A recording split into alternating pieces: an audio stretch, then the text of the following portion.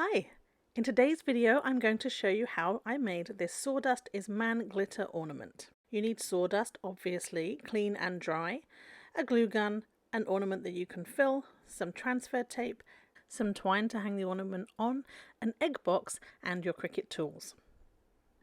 Open up Cricut Design Space on your iPad or computer and find the project. Now you can design one yourself or you're welcome to use mine. It will be available in the community tab for anyone to use. You just search for Cat Slade and you will find me in there. Once you have selected your project, it's going to appear on the mat. Now it will automatically place it for you. I'm going to use some of my scrap pieces of vinyl and I want to use a 5x2 piece. So I'm just moving the design so that I can squeeze it on to that piece and therefore save myself some vinyl. Select your material type, which is vinyl, and make sure you have the correct blade in your machine.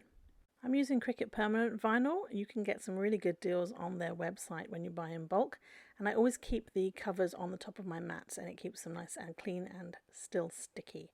Place it where you're going to cut and then use your Cricut brayer tool if you have one to press it down. Obviously you don't need to have this, but I love this for all of my vinyl. It really adheres it to the mat properly and makes the cut a lot cleaner.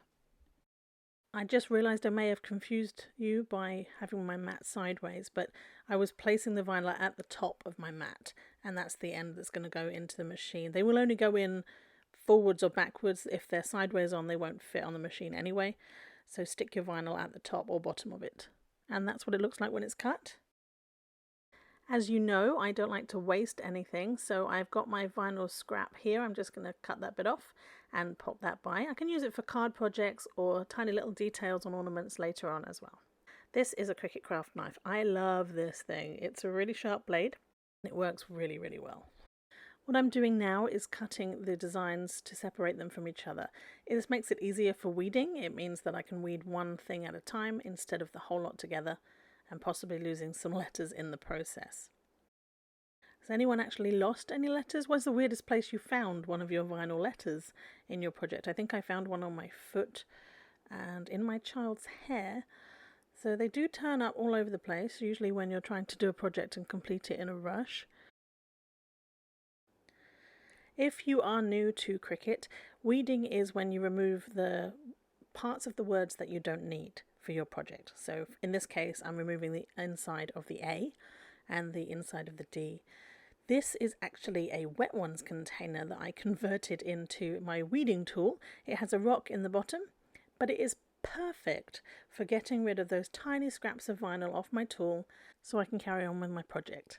It's not even full and I've been using it for 2 years now.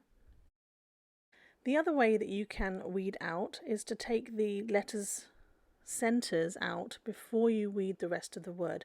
Now this is a slightly smaller font and it makes sense to remove the center of the A and the R before weeding the rest of the sentence, because they are the easy parts to lose or they get stuck to the back of the lettering, and you just have to take your time with this. Always check your vinyl before throwing it away. I had an I move and I also had the M stick to the vinyl as well.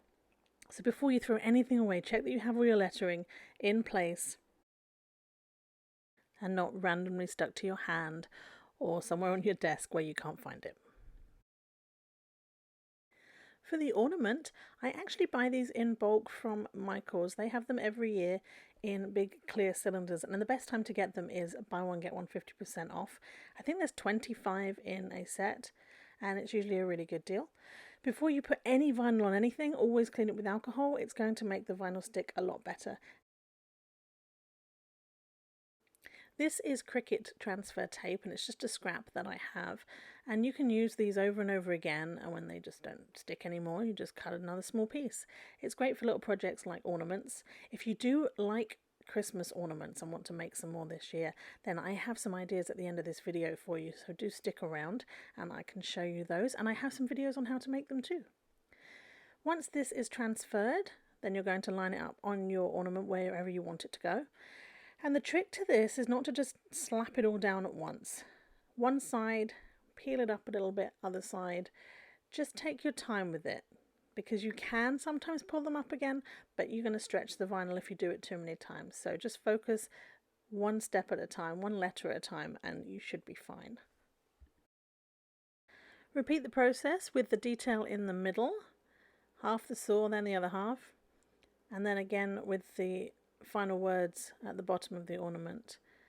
I just eyeball it. You can measure this if you really want to, but I've been winging it the whole time, and it's generally roughly in the right place.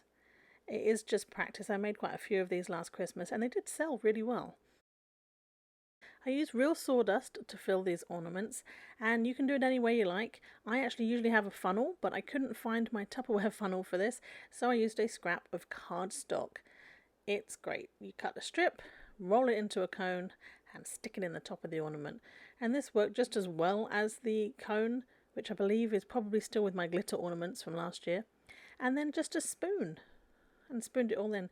The sawdust I had, obviously I put through a colander, a strainer, to sift out all the big chunks of wood that I don't need inside the ornament. It looks much nicer with fine sawdust in it rather than chunky pieces. Now I like these ornaments filled to the top. I think they look really cool like that, but you can fill it as much as you like. Give it a wipe down to get the sawdust off with a dry cloth, and then this is why you have the egg container. It's just to hold the ornament while you glue the top piece on. Now what I didn't show is I did get the twine, make a little knot and attach it to the front of the ornament here, and that was just why my hot glue gun was heating up, ready to put it on. It can get a bit hot, so protect those fingers, and here we have it, your brand new Sawdust is Man Glitter ornament. I hope you enjoyed today's video, and if you have any questions, please add them in the comments below. I will see you on the next one.